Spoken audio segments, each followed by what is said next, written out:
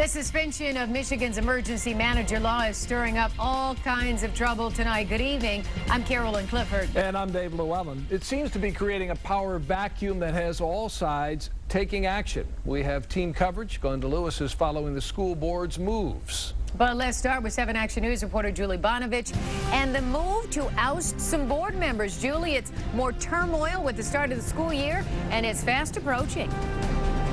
That's right, Carolyn and Dave. That's why people were so mad tonight. There are two sides here fighting for power, and these 7 school board members that the Attorney General wants to get rid of were elected last November.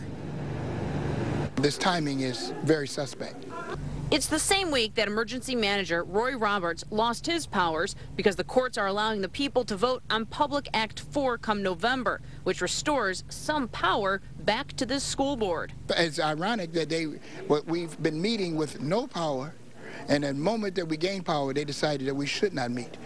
The Attorney General has had the legal right to file the lawsuit against the Detroit Public School Board since 2008. That's when a new state ruling no longer recognized DPS as a first-class school district because they had lost so many students. It's their fault. All these problems have been created by the state of Michigan. Activist Malik Shabazz is referencing the fact that the district has been under some form of state control with an emergency manager for the past 11 years. He calls the lawsuit to strip the board members of their power an act of war on Detroit and its citizens. We're going to fight. We're going to organize, and we're going to fight, and you're going to see some major, mad civil disobedience. If you force us to that point, you're going to see that we will shut this city down.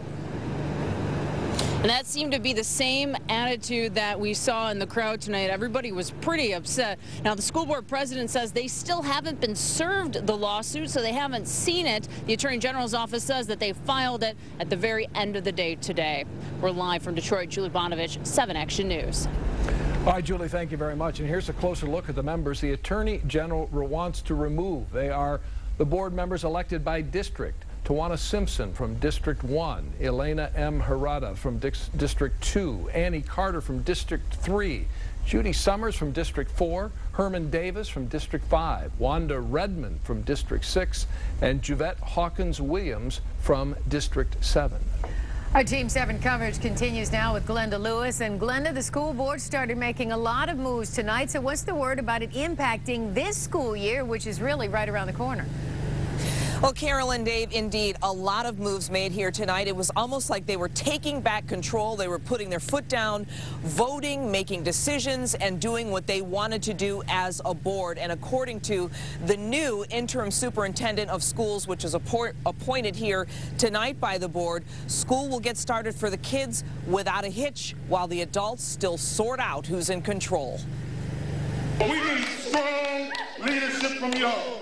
Deliver an eviction letter to the emergency manager right now. Taking back the power fueled by the feelings of the people, the Detroit School Board showed who is boss again by making some major changes members say were made illegally in the first place. So we should have democratically elected school board and democratically elected governance, and we should run our district like any other district. After a brief closed-door meeting, School Board President Lamar Lamons voted to disaffiliate with the Education Achievement Authority and its overseer, Eastern Michigan University.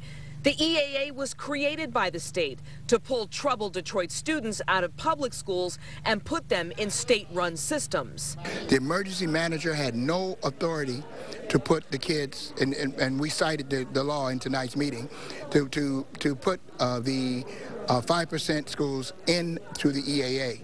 Or in the reform redesign schools. In addition to renaming 18 schools, many which were turned into EAA schools by the EM Roy Roberts, the board also selected a new person to lead the district, lifelong Detroiter Dr. John Telford. I just got appointed interim superintendent of schools for the Detroit Public Schools. I have no intention of upsetting the apple cart. I want to make sure that school opens smoothly. It was the state that caused this financial catastrophe. Amen. We had a $100 million surplus. They put us in a reform effort, and when they returned the district, we had a $250 million deficit. So the battle will continue with Roy Roberts fighting to maintain control, the school board fighting to get that control back, and in the meantime, flyers like these going around in the crowd, an eviction notice for Roy Roberts. The people of Detroit passing this around in the crowd saying that we want an emergency manager, an overseer to go. But again, this will all depend on really what the voters decide come November, whether Public Act 4 will go through, and whether in the meantime Public Act 72, which is for the Detroit School Board, will be instituted or it won't be. There's a lot of power struggle, a lot to sort out here. We just hope it all means the kids will be okay. Live on Detroit's West Side, I'm Glenda Lewis, 7 Action News. Back